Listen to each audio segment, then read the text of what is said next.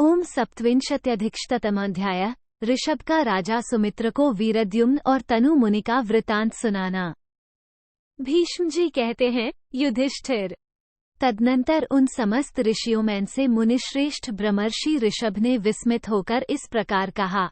1 नृपश्रेष्ठ, पहले की बात है, मैं सब तीर्थों में विचरण करता हुआ भगवान नरनारायण के दिव्य आश्रम में जा पहुंचा। 2 राजन, जहाँ वह रमणीय बद्री का वृक्ष है, जहाँ वहायस कुंड है तथा जहाँ अश्वशिरा, हयग्रीव, सनातन वेदों का पाठ करते हैं, वहीं नरनारायण आश्रम है। विहायसा गच्छत्या मंदाकिन्या विहायस्या अयम विहायसा, अर्थात आकाश मार्ग से गमन करने वाली मंदाकिनी या आकाश गंगा का नाम विहायसी है। वहीं के जल से भरा होने के कारण वो कुंड विहायस कहलाता है। बद्रिकाश्रम में गंगा का नाम अलकनंदा है। उस विहायस कुंड में स्नान करके मैंने विधिपूर्वक देवताओं और पितरों का तर्पण किया। उसके बाद उस आश्रम में प्रवेश किया, जहां मुनिव नर और नारायण नित्य सानंद निवास करते हैं। 4 उसके बाद वहां से निकट ही एक दूसरे आश्रम में मैं ठहरने के लिए गया। वहां मुझे तनु नाम वाले एक तपोधन ऋषि आते दिखाई दिए, जो चीर और मृगचर्म धारण किए हुए थे। उनका शरीर बहुत ऊंचा और अत्यंत दुर्बल था। 5-6 महाबाहो, उन महर्षि का शरीर दूसरे मनुष्यों से 8 गुना लंबा था। राजर्षि, मैंने उनकी जैसी दुर्बलता कहीं भी नहीं देखी है। 7 राजेंद्र, उनका शरीर भी कनिष्ठिका अंगुली के समान पतला था। उनकी गर्दन, दोनों भुजाएं, दोनों पैर और सिर के बाल भी भुत दिखाई देते थे।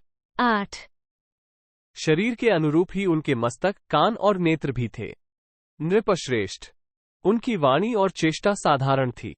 9 मैं उन दुबले पतले ब्राह्मण को देखकर डर गया और मन बहुत दुखी हो गया।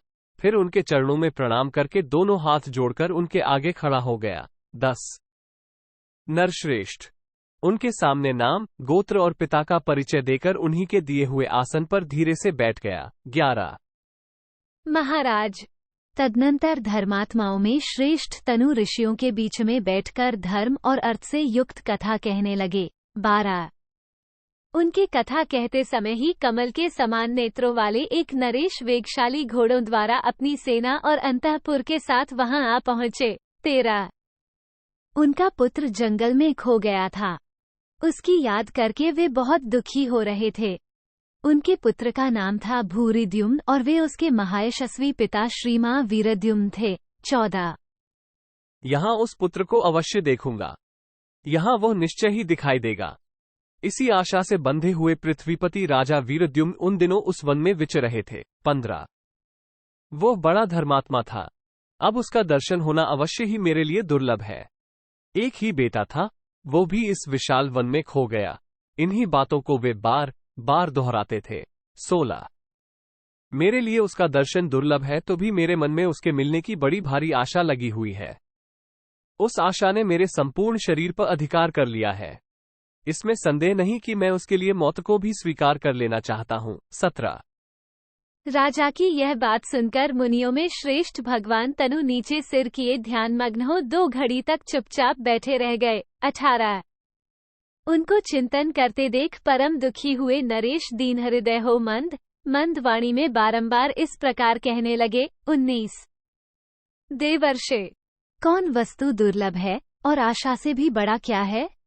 यदि आपकी दृष्टि में ये बात मुझसे छिपाने योग्य न हो तो आप इसे अवश्य बतावें। 20 तब मुनि ने कहा, राजन, आपके उस पुत्र ने पहले कभी मूढ़ बुद्धि का आश्रय लेकर अपने दुर्भाग्य के कारण एक पूजनीय महर्षि का अपमान कर दिया था। राजन, वे उससे एक सुवर्णमय कलश और वल्कल मांग रहे थे। आपके पुत्र ने अवहेलना करके भी महर्षि की वह इच्छा पूरी नहीं की। इससे वे विप्र ऋषि अत्यंत खिन्न और निराश हो गए थे।